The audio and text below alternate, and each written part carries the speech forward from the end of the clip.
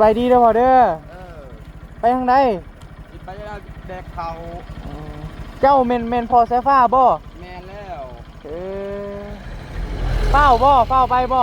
เราบ่เข้าไปได้คอย่างไปละไกลเติบอยู่ไซบ่อนไปห้านเจดังสิย่างไปไซไงแบกเขาไปแบกเข้าแมนไกลบ่อยู่วังไหนก็บ่ไกลไปได้ทางเวนอะไรนี่โอ้อยู่วังปั๊มน้ำมันเถอะบ่แมนขึ้นย่างไปให้อีกน้อยหนึ่งก็ฮอดเลยลูกชายนะบ่ไกลปานใดเพิ่นวะมาเจ้ามาเป็นคู่มือบ่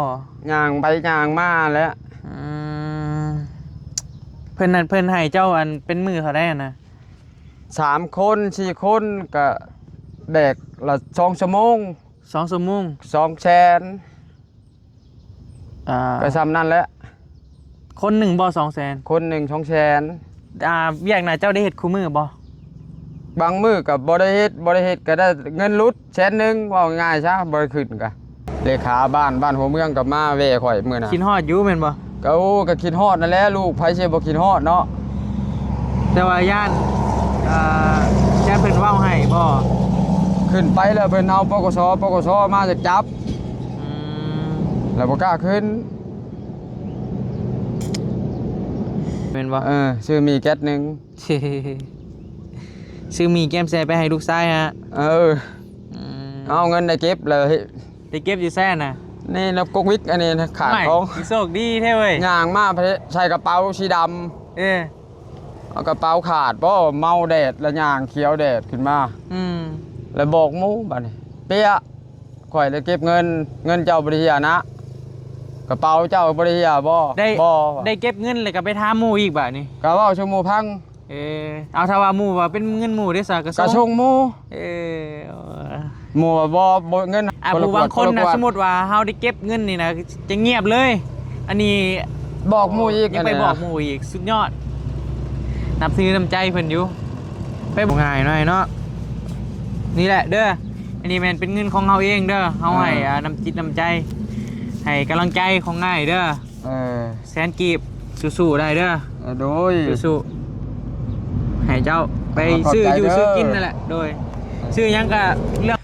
กินนี่เห็นนั่นไอ้หงกินนี่ไผซื้อหงพอเอายังจื้ออยู่บ่เอ้ยซื้อหงบ่พอตัวแม่โตได้ซื้อยังแม่ยังไม่ได้ถามครับฮะเราไปแล้วจนเติบอ้าวบ่จื้อคนแม่ตัวเองบ่ลืมเลยคันซื้อพ่อตัวเองนะจื้อมันบ่พอหงแม่เราบ่จื้อใช่โอ้ยไม่ได้ถามเราทำไมมันทานาแม่ยังอีกบ่นายเหรอแม่มันทานาบ่แม่แท้ๆเราจื้อเว้ย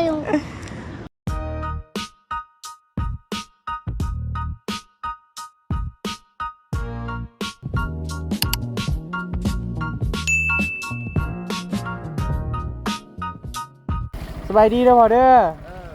ไปทางใดไปแดกเขาเจ้าเมนพอสายฟ้าบ่แมนแล้วเฝ้าบ่เฝ้าไปบ่เราบ่เข้าไปได้คอย่างไปละไกลเติบ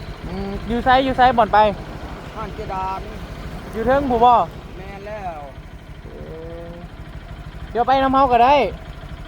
ยังก็สิอันนั้นเอาเครื่องขึ้นให้เวียดอยู่นี่บ่โอ้ยเดี๋ยวเขาขอนั่งล้มในเป็นหนึ่งป้านั่งอยู่ป่ะอยู่ป่าวิกป่ะเดี๋ยวสีทามเพื่อนก่อนเพื่อนไปเห็ดยังเราได้นะพี่น้องเป็นว่าบ่ฟ้าบันไดว่าสักก็เคยเห็นเพื่อนน่าจะเป็นเถื่อที่2นี่แหละมื้อน่ะก็ไปหาอยู่นั่นอยู่เฮือนนั่นแหละสบายดีแล้วพอเด้อบ่เป็นยังดอกพี่น้องพอดีนี่แหละก็เฮาก็กำลังสิขึ้นไปหาลูกชายเจ้าอะไรเฮาก็บ่โดยกำลังสิขึ้นไปหาลูกชายไปแบกเข่าให้ผู้ได้น่ะให้เจดานแมน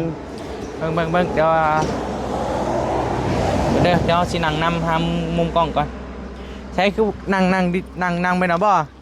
นั่งไปนี่ก็ได้ต้นเติบได้ยันเมื่อยแล้วบ่ไงไปได้ดอกสบายดีเด้อพ่อพี่น้องเด้อ พอดี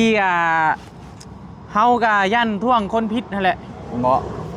บ่ เลยเบิ่ง แต่ท่วง ทางหลัง ถึงแล้ว ก็คือ เคยเห็นกับพ่อเพิ่นนี่สองเทื่อเนาะสองเทื่อไปเฮือนแล้วก็อยู่นี่เพราะว่าก็ว่าไผเด้วะคุ้นๆนะเห็นทางหลัง ก็เลยว่าถามก็เลยจอดรถมาถามมึงถ้าว่าบ่แม่นพอใช้ผ้าก็คือแบบสิเอาแบบ อาจจะเป็นแบบขนมเป็นหมี่ยังให้หั่นแหละพ่อแม่พี่น้องบอบบี้ก็มักให้แบบ เห็นคนย่างตามทางนี่ยังก็ให้ตลอดอย่างประมาณนี้นะพ่อเจ้าซื้อยังก็ ซื้อหง ไอหงเนาะเฮาเอิ้นอ้ายก็ได้เนาะบ่เป็น ปีแหละเจ้าอายุ40 ปีอันนี้แม่นไอหงเป็นพ่อของสายฟ้าเนาะพ่อพี่น้องเดี๋ยวเฮาสิมาถามว่าทางอ้ายเพิ่นกำลังสิไปไสหั่นน่ะเฮ็ดหยังประมาณนี้แหละสิย่างไปไสให้แบกเข่าไปแบกเข้าแม่นไกลบ่อยู่วังใดก็บ่ไกลไปได้ทางเวรอะไรนี่โอ้ อยู่วังปั๊มน้ำมันเถอะบ่แม่นขึ้นย่างไปหาอีกน้อยหนึ่งก็ฮอดเลยลูกชายนะบ่ไกลปานใดเพิ่นวะมาเจ้ามาเป็นคู่มือบ่ย่างไปย่างมาแล้วเพิ่นให้เจ้าอันเป็นมือเขาได้นะ3 คน4 คนก็แบกละ2 ชั่วโมง2 ชั่วโมง2 แสนก็ซ้ำนั่นแหละคนหนึ่งบ่2 แสนคนหนึ่ง2 แสนเวียกน่ะเจ้าได้เฮ็ดคู่มือบ่บางมื้อก็บ่ได้เฮ็ดก็ได้เงินลุดแสนนึงว่าง่ายซะบ่ได้ขึ้นก็บ่ได้เอาเข้าขึ้นนะความหมายว่าเจ้าเป็นกรรมกรหรือว่าคนเฮ็ดเวียกของเพิ่นอยู่แล้วแม่นบ่แต่ถ้าว่ามื้อใดบ่มีเวียกบ่ได้ขึ้นรถแล้วติดเข้ามาขายแล้วได้แสนนึงโอ้ตัวที่ว่าเป็นธงซีใหญ่ๆนะฮะธงซีในปั๊มครับบ่แมนเคยเห็นอยู่เคยเขาไปใส่น้ำมันก็เห็นแต่ว่าคือบ่เคยเห็นเจ้าวะข่อยอยู่ไหนโอ้อยู่แต่ในธงซีเพิ่นบ่บ่ได้ออกก็เลยตอนแรกก็คุ้นอยู่เพราะว่าเคยเห็นทางกับอ้ายเพิ่นนี่อยู่เฮือนนั่นแหละแม่นบ่พอใส่ผ้าก็เลยว่าลองถ่ายคลิปเบิ่งหั่นนะก็เลยว่าแม่นอลี เห็นแต่ทางหลังได้บางมื้อก็คือว่าแล้วบางมื้อก็ดูดน้ำมันอยู่นี่ดูดบ่มีเวียกน้ำมันไปได้นะน้ำมันเขามาขายน้ำรถนะโอ้น้ำรถใหญ่นะแล้วเจ้าเป็นคนดูดให้เพิ่นแล้วเพิ่นให้ไปได้บัดนี้ก็คือเก่านั่นแหละให้2 แสนตุก1 4,000 กีบดูดเป็นตุกเฮานี่เอาปากดูดใส่ท่อนั่นแล้วก็ใส่ตุกให้เพิ่นแล้วเพิ่นให้ตุก 4,000 กีบโกยตุกใหญ่ตุกน้อยบัดนี้ตุก20 ลิตรนั่นแล้วโอ้มันสิได้จักตุกบัดอันทางหนึ่งหั่นน่ะโยกก็หลายได้เลยหลายบ่มื้อนึงคันนึง10 ไปตุกกูได้10 ไปตุกก็ 40,000 40 50ประมาณนี้แหละบางมื้อก็10 ตุกก็40บ่รุดดอกแสนน่ะว่าง่ายๆซะหาได้คู่มือบ่รุดอยู่แล้วแสนแม่นบ่ปัดมาปัดแม่บ่มีแบ่งแม่แน่ข่อยแน่นะอันนี้แม่นอาชีพหรือว่าสิว่าได้ว่าอาชีพของไอ้หงพ่อพี่น้องหรือว่าอาชีพของพ่อน้องสายฟ้าเนาะก็คือรับจ้างแบกเข่าอะไรก็แบบงานทั่วไปนั่นแหละแม่นบ่งานทั่วไปจ้างหยังก็ไปแม่นบ่ไปบ่ได้พาลูกชายบ่ไปกับตอนแรกพุ่นแล้วว่าขึ้นไปแต่ดนๆในบ่มีเวลาได้ขึ้นก็ได้ยินเขาว่าแม่เพิ่นมาแล้วเลยบ่กล้าขึ้นยังบ่ทันได้มาเฮาไปคู่มืออยู่บ่แม่นยังบ่ทันได้มา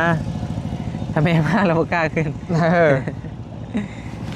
กล้าขึ้นแล้วขึ้นไปกับเพิ่นเว้าเนาะบ่ปากนำว่าพอเพียงว่า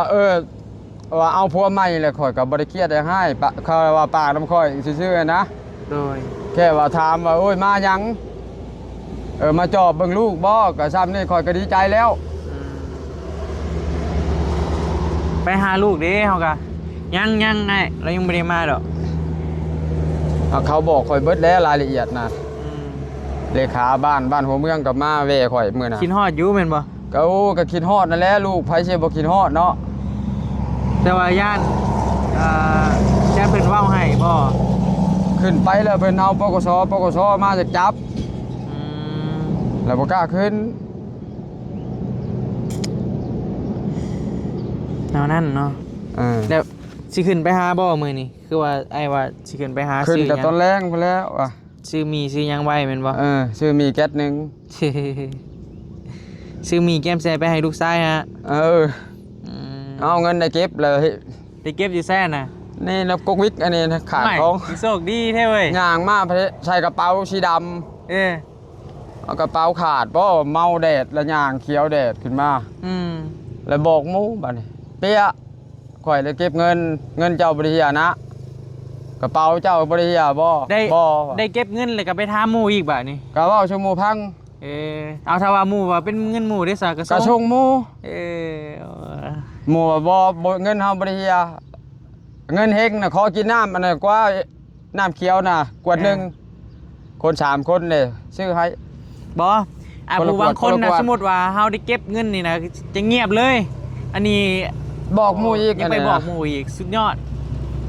นับถือน้ำใจเพิ่นอยู่ไปบอกหมู่อีก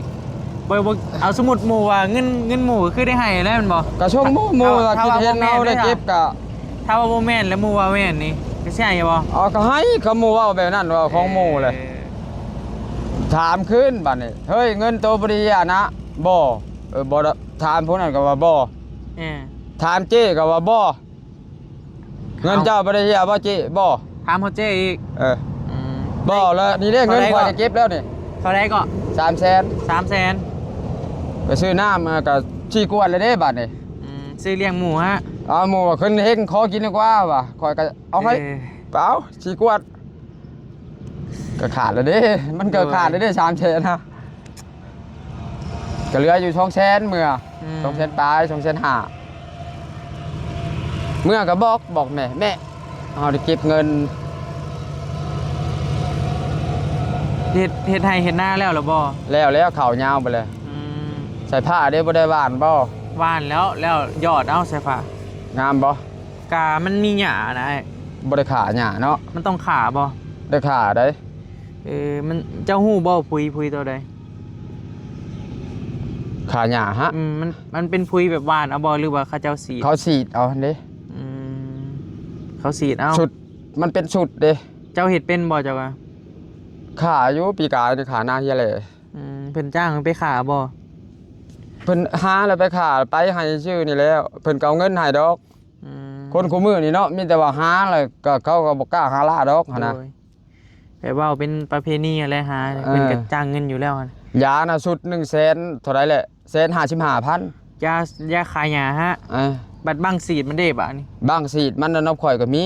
โอ้ถ้าว่ามีย่านี่สมมุติให้เจ้าไปสีดให้เพิ่นก็ได้บ่ ได้ ได้เนาะ ว่าข่อยชอบเบิ่งเอาจาก2-3มื้อข่อยสิซื้อเบิ่งสิซื้อน้ำเจ้ข่อยเองนี่ ชื่อยาขายยาฮะ เออ สิไปสีดให้บ่ มื้อใดไปฉีดแล้วเจ้าป้าเบอร์โทรไว้แล้วข่อยสิโทรหาเจ้า อืม แล้วข่อยสิเอาเต้าฉีดไป โดยเป็นหยังดอกไปลิ้นน้ำลูกน้ำเต้าซื่อเฮาก็ลูกเฮาคือกัน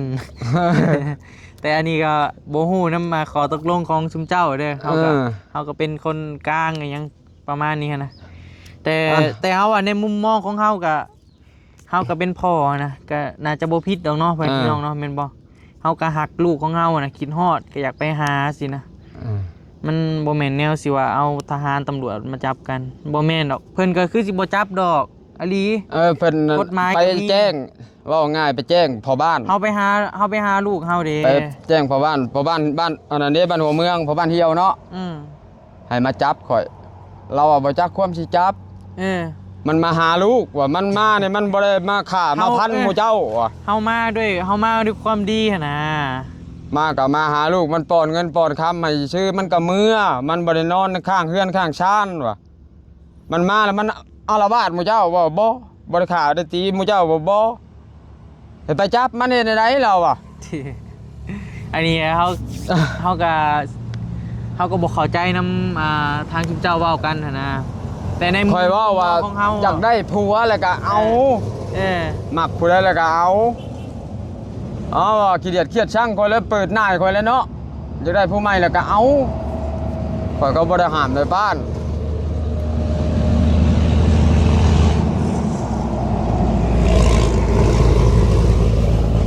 สมมุติเฮาซื้อมานี่แลเจ้าสามารถไปซีดให้ได้เนาะ ได้ เพราะว่าหญ้ามันเริ่มขึ้นแล้วเดี๋ยวนี้ ซ้ำบ่นี่หยัง เออ พี่จักว่านี่แหละยันลูกชายเจ้าบ่ได้กินข้าวหั่นแหละ คันว่าข่อยทันข่อยสิซื้อไปเอง เจ้าสิซื้อไปเองบ่ มีบ่เงิน ก็บ่มีก็บ่หลายเลยสิซื้อได้อยู่ยาดำชุดนี่ อืม แล้วป้าเบอร์โทรไว้อะนะ เฮ็ดแนวใดไปย่างไป โอ้เขาก็บ่ย่าง เจ้ามีบ่รถจักร รถของพ่อของแม่นั่นแหละยืมเพิ่นก็ให้ดอก แต่ว่ารถเจ้าเองนี่บ่มีเห็นบ่ บ่มี สมมุติมาเวียงนี่ก็ต้องนี่ย่างมาแล้วเนาะ มาย่างมาเทือนนี่รีบก่อน ประมาณโอ้บ่แม่นหาละ บ่ฮอดดอกประมาณ2ลัก 2 ลักบ่ นี่ เบิ่งเด้อเจ้าออกมาแต่นี่เนาะ ประมาณ3 ลัก3 ลัก บ่ ประมาณนี้แหละแต่นี่ แต่เพื่อนข่อยนะ ทางแบนบ้านยังก่อนนะ ทางเวรอะไรนี่ อันนี้ทางแบ่งบ้านยังก่อนเพิ่น บ้านโศกไซ ทางแบ่งโซกไซกับทางแบ่งนาไหลประมาณ3 ลักไปพี่น้องอ้ายเพิ่นน่าจะย่างมื้อเช้าบ่มาย่างมื้อเช้านี่ย่างไปเฮ็ดเวียกตอนแรกเลยย่างกลับมาเฮือนมื้อละ3 ลักไปกับ6 ลักก็ถ้าว่าเพิ่นเคยย่างหรือก็สบายหน่อยเนาะอันนี้รถเพิ่นมานำเลยอันน่ะบ่หลานชายของเพิ่นแหละหลานชายเจ้มานำเจ้าบ่นำแบกเข่าแล้วเนาะพอดีเจ้าขี่รถไปกับเฮาเลยเจ้าว่าเฮาเอาเครื่องลงเจเบิ้ลอยู่ เอาลงอยู่นี่ฮะนี่หันเวียดตัวนี้อันน่ะบ่เพิ่นอันน่ะบ่อันนั้นน่ะของเจ้หลานเจ้ค่อยอันน่ะผู้เดียวว่าง่ายๆซะ3บ่อนเฮ็ด3 บ่อนเฮ็ดน่ะผู้เดียวเดี๋ยวเฮาเดี๋ยวสิเอาอันนี้เราถามแป๊บนึงเด้อพอน้องทรายพ่อพี่น้องพอสายฟ้าอยากขึ้นไปหาอยู่ติพังเพลงกินตลาจนพังบ่ได้แล้วเป็นอะไรมันต่ำนี่แล้วมันต่ำไปได้แล้วล่มตุนแล้วฮะมันก็ล่มนั่นแหละคนนี่มันเนื้อมันแนวได้น่ะจักมันเนื้อมันอะไรไผเปิดก็เปิดบ่ได้ให้เลยเห็นบ่นอนก็เนาะมูบอยู่พูดมาเลยคิดฮอดลูกบ่เรื่องคิดฮอดลูกนี่นะมันเป็นอะไรคือว่ามันตำใจมันเป็นไปได้คิดฮอดลูกนี่แหละคิดฮอดบ่มีบ่อนปะบ่อนว่างลูกผัดร้องเพลงกินตลาใส่อีตัวน้อยนะอีตัวน้อยนะมักร้องเพลงกินตลาบาดตัวน้อยตัวผู้ไปไทยบ่ตัวผู้ไปไทยนะบาดนี้ได้คิดเห็นความเก่าความหลังพังเชียงแล้วคือเชียงลูกโตเราคือค่อยนะมันบัดนี้แม่เอาพ่อใหม่เนาะโดยเอาพ่อใหม่ก็ยันเขาบ่หักบ่แพงลูกเฮาอ่ะนะยันเขาขาเขาตีลูกเฮามันสิบ่คือเฮาอยู่นะถามโลดน้องชายผ้าแต่น้องชายผ้าเกิด1มื้อพามือข่อยบ่ได้ชูดในแตะเสื้ออายุไอ้เสื้ออายุเจ้านี่เขาอยากยังเขากินเบิดแล้วก็ยาเขาบ่ชูดบ่ตีบ่ขาเอาไปเอามาแล้วแม่มันไล่ตีมันนอนปุ๊บไปนอนอยู่ป่าหญ้าเพกข่อยก็ยังเว้าว่างูครบมันตายบ่มึงมาคำจุ๊เจ้าสิบ่กินแหนงบ่งูครบให้น่ะเอาน้องใส่ผ้าไปนอนแม่ไล่ตีนี่แหละเครียดแม่เลยไปนอนอยู่ป่าหญ้าเพกแม่ไล่ตีปุ๊บคาดว่างูครบงูตอดได้สิบ่ตายบ่เลยอันน่ะโดยบ่ง่ายหน่อยเนาะนี่แหละเด้ออันนี้มันเป็นเงินของเราเองเด้อเฮาให้น้ำจิตน้ำใจให้กำลังใจของง่ายเด้อแสนกีบสู้ๆได้เด้อโดยสู้ๆให้เจ้าไปซื้ออยู่ซื้อกินนั่นแหละโดยซื้อยังก็เรื่องของเจ้าซื้ออยู่ซื้อกินM100ซื้อน้ำซื้อในว่านี่ก็เจ้าหน้าที่มานำมาชงโดยมาชงแล้วก็ป้ายมือเพิ่นว่าขออีตนเจ้าว่าจะมีแต่เจ้าย่างว่ะยกเครื่องเรียดอยากคมฟันนี่อยากได้ยังคมฟันจะได้รถขี่นี่แหละกับอยากเที่ยวไปจอบลูกมาแล้วชุมชามเขาใหญ่ถ้าว่ามีรถจักรนี่ก็เสียสิพ่อว่ามีพอได้ขี่ไปจอบสายฟ้ายังประมาณนี้นะเนาะเที่ยวไปเวียกไปง่ายแม่นบ่ชุมชามก็เขาว่าให้คอยไปไทยเพราะว่าให้ใส่ผ้าใหญ่สิก่อนยังเป็นห่วงบ่ถ้าเพิ่นว่าใหญ่แล้วเพิ่นหาเงินได้กุ้มปากเพิ่นเองก็บ่ว่าสิบ่กุ้มปากตัวเองแต่ซ้ำค่อยนี่เท่าซ้ำค่อยก็ยังมีปัญญาหาเลี้ยงปากเลี้ยงท้องค่อยเองเด้ค่อยบอกลูกว่าบ่ให้กินน้ำกระท่อม บอก ข่อย อยู่ ยัง บอก เฮ็ด ตลอด ก่อนเจ้าข่อยก็บ่เห็นนางเห็นมี อืม เขาคุกเขาตารางก็เข้ามาแล้วข่อยก็ยังบ่เห็นได้ปัดย่างไปเยิบนี่ก็บ่มีบ่ก็บ่มีนะ เขาได้ซื้อกิน ซื้อปุ๋ยซื้อยาฆ่าหญ้าให้เพิ่น อยู่ เฮาบ่ได้เฮ็ดเด้ อยู่จะคนอยู่เฮือน สอข่อยผู้เดียวน้องก็ไปไทยไปแล้ว แม่ตู้เด้ แม่ตู้น่ะไปเลี้ยงงัว อยู่มีแต่เจ้ากับแม่ตู้บ่อยู่เฮือน แม่น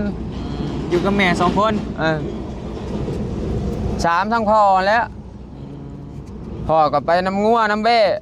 บ่บ้านเจ้าก็บวชได้บ่สมุดใช้ผ้าอยากบวชอีหยังนี่นะ จังหวะน่ะข่อยยังบ่ทันได้ถามเพิ่น อืม ตอนนั้นน่ะบุญทิ้งจะสิบวช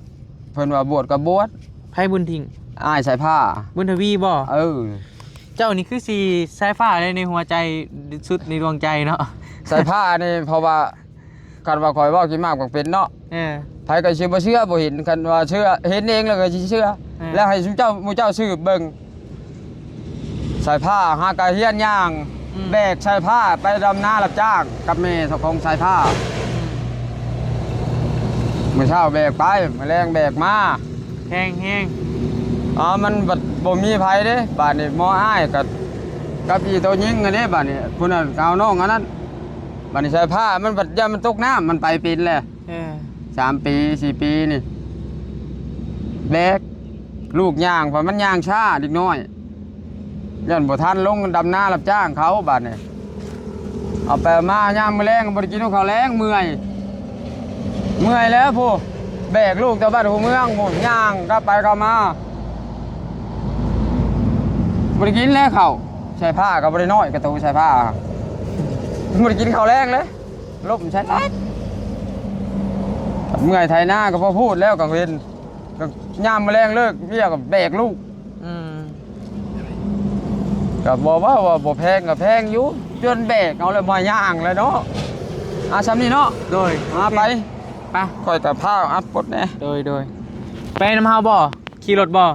ลงท้องอันนั้นนี่ ใกล้ๆนี่บ่ แล้วน้องแหล่แล้วจะไปหาเพิ่น เอาสู้ๆเด้อไอ้เด้อ สู้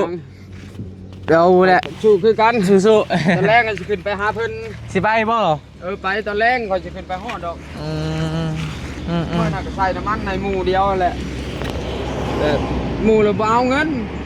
หมู่เจ้าซื้อให้เฮากินก็เบิดหลายแล้วเฮาสิพาไป ขึ้นไปหาเพิ่นช่วงนั้นเด้อ เห็นในคลิป แต่เฮาบ่เห็นตัวจริงซับมื้อนะ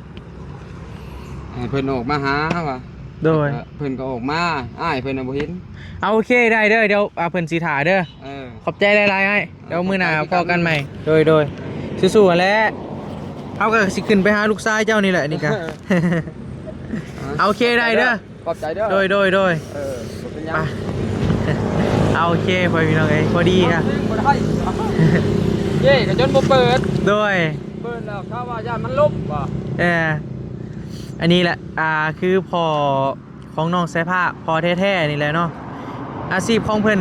อาชีพของง่ายเพิ่นท่านแม่นจะไปแบกเข่าแบกปูนแบบสิว่าได้วะแบบใส่แรงงานแลกเงินอหยังประมาณนี้แหละถ้าว่ามีไผจ้างไปเฮ็ดอะหยังอ้ายเพิ่นก็จะหับเฮ็ดเบิดทุกอย่างเลยแหละบ่ว่าสิเป็นแบบ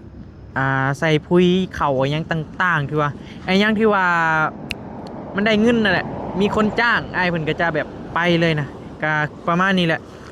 จะย่างไปนี่แหละก็ไกลเติบได้แต่ทางแบ่งบ้านโศกไซฮอดพู้นแหละทางแบ่งนาลายแต่ว่าอ้ายเพิ่นสิมาขึ้นเล็กอยู่นี่ขึ้นปูนอยู่นี่ตะวังเฮาแนมเห็นนี่แหละตะวังรถเรืองๆนี่นะใกล้ๆนี่ตอนแรกว่าบอบบี้สิไปส่งอ้ายเพิ่นส่วนโฮงสีเข่านั่นอยู่เทิงพุ่นไกลขึ้นไปอีกแต่ว่าอ้ายเพิ่นสิแบกแบกปูนอยู่นี่ก่อนแล้วจึงสิขึ้นไปแบกเข่าต่อนะ โอ้ก็ถือว่าจักสิว่าในได้มาฟังเรื่องเล่าเลยกะเข้าใจบอบบี้ก็เข้าใจความรู้สึกของอ้ายเพิ่นเบิดทุกอย่างแหละเนาะพ่อพี่น้องเนาะเอาโอเคเดี๋ยวเฮาไปพุ่นแหละเดี๋ยวสิเดินทางต่อไปหาลูกชายเพิ่นก่อนบัดนี้ไปโอเคตอนนี้แม่นบอบบี้เดินทางมาฮอดเพื่อนน้องชายเลยเด้อพ่อพี่น้องเด้อพอดีมีทางไอ้แก้วขึ้นมาหาเพิ่น ไปกาบังเอิญไปเจอพ่อของน้องเพิ่นนั่นแหละอยู่ทางพี่น้องกาหากาเห็นกัน2 เทื่อ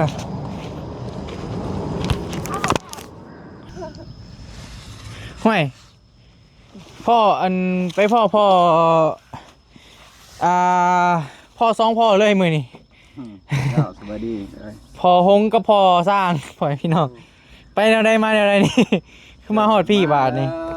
กินฮอดลูกฮอดเต้านี่แหละ คิดฮอดลูกชายบ่ ซีเพ่ เพสังกะสีอยู่ไสน่ะ หันซีเพื่อนน้อยนี่แหละมาทำไม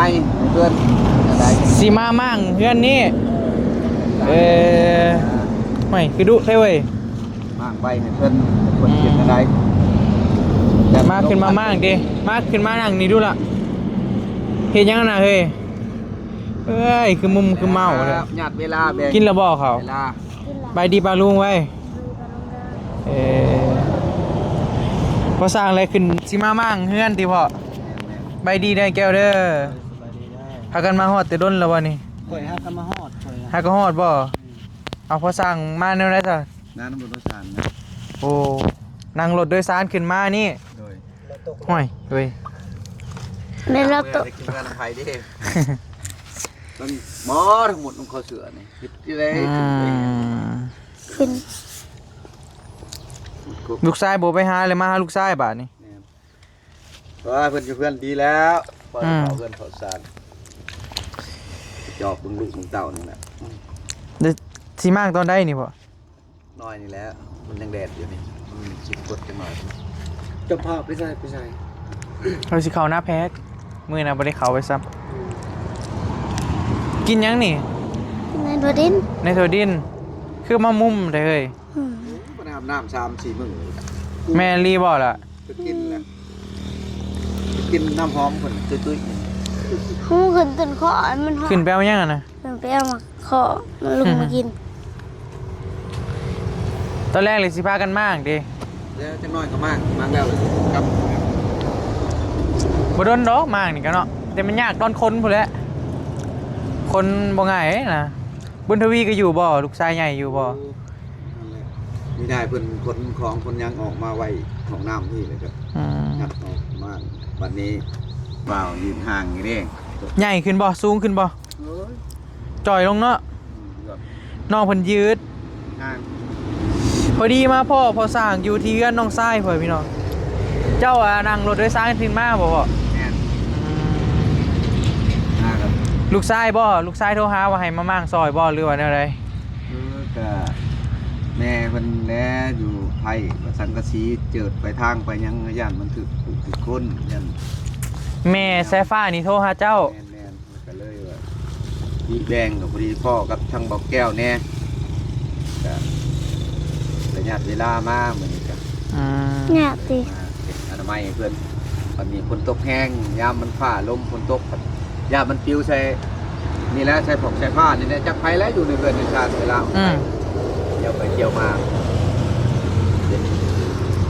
คนเที่ยวไปมาอยู่ อันตรายนี่เนาะก็เลยว่าสิขึ้นมามั่งให้ติบ่ยากหรอกมั่งเนาะ นะ เท่าได้นะได้ค่าจ้างเท่าได้นะ พ่อบ่ได้เว้าเลยสำนัก เวลาเพิ่นให้เองแมันบ่ ก็ยิงตามเพิ่นนั่นน่ะเฮาก็มาช่วยเพิ่นนั่นแหละยามเพิ่นมีเพิ่นก็ช่วยเฮากันไปนี่แหละ บอกไปรับจ้างนำหน้า2 มื้อเจ้าบ่ แม่นมัด1 ห่วย 2,000ได้แต่4 พอแท้ เอาเสื้อผ้าไปนำในที่เลย พอแท้ เอาไว้แล้วมื้อนี้คันว่าวันนั้นก็พอมาพี่จะเอาให้วันหนึงแสนหาพอไปหน่อยหนึงก็มาแล้วยินเมียเพิ่นอุ้มบังคับไปนำเมื่อเงินใช้ผ้าก่อนป้าเรื่องลูกกาห้ามตัดสิขากเนาะอยากลูก มัดละ 2,000 แม่น มื้อหนึงได้จักมัดมื้อหนึงบาทนี่ คอยลกกล้ามันย่างแน่แต่เก่าได้อยู่7-80วันนี้ได้40มัดมื้อ 2,000กับ80,000 แม่น มัดละ 2,000 ดีไว้ให้เพิ่นซื้ออยู่ซื้อกินนั่นแหละเขามาขายบ่ได้หาหยัง คือสิใหญ่แล้วเนาะปานนี้ลักกี้เนาะ โอ้โห ไหนแล้ว บ่ได้ไปเจาะเพิ่นแต่ด้นเลยเบิ่งบางทีบ่เท่านี่ คันเมื่อบ่ค่ำก็สิไปแว่ตอนแรงเพราะว่าช่วงนี้ก็ บ่อันนั้นปานใดนะบ่มีเวลาปานใดพ่อพี่น้องค่ำแต่ละมื้อคือเห็นนั่นแหละบางมื้อฮอดเฮือนก็9 โมง 10 โมง 7 8 โมงบางมื้อก็ว่านี่ก็ฝนตกค่ำพากันเปียกเบิดเลย ตกอยู่ไส เปียกคือกันละภาษา ตกอยู่ไส ตกอยู่เฮือนน้องน้อยนี่วันเดี๋ยวสิพากันมากนี่เนาะพ่อเนาะมีไผแน่นี่มีเบาแก้วบุญทวีก็อยู่วะหมู่เพิ่นได้มาบ่ เมื่อมา ยังบ่เห็นมาบ่ให้เพิ่นโทรเอาหมู่เพิ่นหั่นมาคนซอยมากเลยมันสิไหวอยู่แซ่บาทนี่ไหม้มันหลายเติบเลยนะมันต้องไหวอยู่ทางหลังพี่ต้องไหวเสื่องๆอีกลิกตะปอกตะปูไหวทางหน้าก็บ่งามอีกแล้วนะคก